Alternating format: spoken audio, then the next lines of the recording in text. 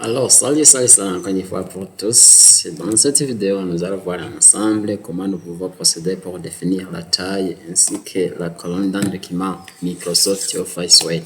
Alors, sans plus tarder, je vais vous montrer comment vous pouvez procéder pour y accéder à tout cela. Sans pour autant oublier de vous expliquer mieux à l'eau et à large ce qui s'apporte à la définition de la taille ainsi que des colonnes du document Microsoft Word. Une fois que nous avons déjà lancé le logiciel Microsoft Office Word, il y a déjà aussi saisi un document Microsoft Office Word aussi. Je vais vous expliquer ce que ça apporte sur la taille.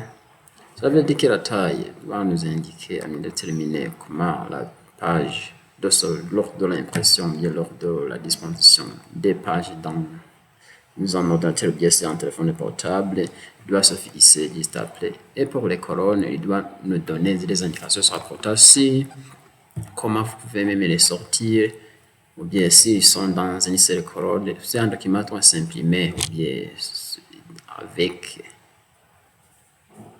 une seule colonne, ou bien deux colonnes, ou bien trois colonnes, comme vous les voyez déjà dans les Bibles, ou bien dans différents gros livres, comme dans des petits Robert, dans des grands Robert, ou bien aussi que ce soit dans des dictionnaires.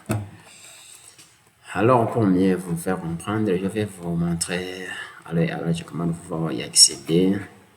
Une fois que vous avez déjà un Microsoft Office Word, il faut s'assurer premièrement si vous êtes dans l'onglet mise en page. Si vous trouvez que vous êtes dans l'onglet mise en page, aussi dans le document, vous allez cliquer sur taille ici, là dans ces différents outils, là où il y a taille, vous allez cliquer sur taille pour déterminer la taille du format que vous allez utiliser pour lors de l'impression, bien lors de la lecture électronique. Ici, si vous préférez d'utiliser le format A4 lors de l'impression qui est un format spécial lors de l'impression des documents, vous voyez ici ce format A4 qui est un format professionnel lors de l'impression des documents Microsoft Word. Alors, ce qui concerne la taille pour le document Microsoft Word, ce qui me semble le plus beau toujours et qui est aussi professionnel est le format A4. Et lors de la définition des colonnes, vous pouvez cliquer sur colonne. Vous voyez ici là où il y a un. Cela veut dire que la page reste toujours comme il était. Il doit s'imprimer avec une seule colonne. Alors, si vous voudrez le diviser, vous allez cliquer sur des colonnes. Vous voyez que la page va se diviser en deux colonnes. Mais sans pourtant oublier que même si se divise en deux colonnes, ils sont rangés par ordre comme ils étaient. À ne pas constater que ici, par exemple, ici, c'est la première page. Je vois ici. Là, à ne pas constater que lorsqu'on dit, par exemple, cette sauce, ça continue. On ne peut pas penser que cela continue ici. Non, cela continue ici même jusqu'à la fin de la page. Et puis, juste après, il va retourner juste au début, cela. Ils sont rangés comme ils ont les saisi. À ne pas penser qu'on a les tracés en des colonnes. Si vous voulez même aussi 303 colonnes, vous pouvez même cliquer sur 3. Vous voyez là où il y a colonne, vous sélectionnez 3. Vous voyez, si vous voudrez même les définir à gauche et bien à droite, c'est la même chose, vous pouvez même les tracer. Bien, si vous voudrez les imprimer comme ça, comme vous les voyez, répartis dans les Bibles, dans les dictionnaires, ou bien dans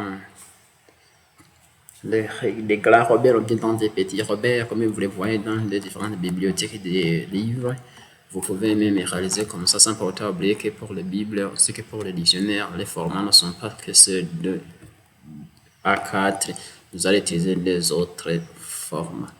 Alors, je vous remercie beaucoup pour votre écoute attentif et je vais vous demander de faire des abonnements ainsi pour mieux bénéficier des différents enseignements sur rapport si cette formation Microsoft Office Word et précisément en général dans rapport avec l'informatique.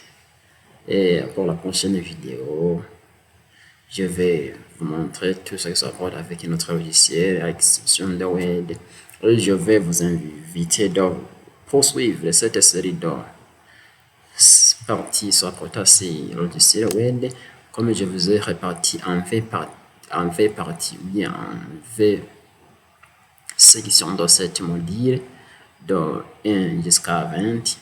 Et je vais vous inviter aussi à regarder, à mieux constater ce que ça apporte sur cette module. Et pour les prochaines vidéos, je vais entamer une autre logiciel, que ce soit Microsoft Office Access, ou bien que ce soit Microsoft Office PowerPoint, ou bien Publisher, ou bien que ce soit Excel. Et puis je vais faire comme je vous ai fait ici, en se rapportant sur la transformation des modules, en répartissant le dossier dans de différentes sections pour mieux vous faire comprendre, mais d'une façon successive pour vous faire comprendre suite logiquement. Je vous remercie alors et je vais vous conseiller pour faire des abonnements, des j'aime, ainsi que des commentaires pour mieux rendre notre activité en transparence du public.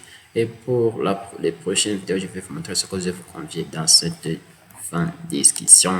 Je vous remercie pour votre écoute et pour votre suivi de tous ces modules qui comprennent dans cette module qui est constitué de 20 parties, tout rapportant sur le logiciel Microsoft Office.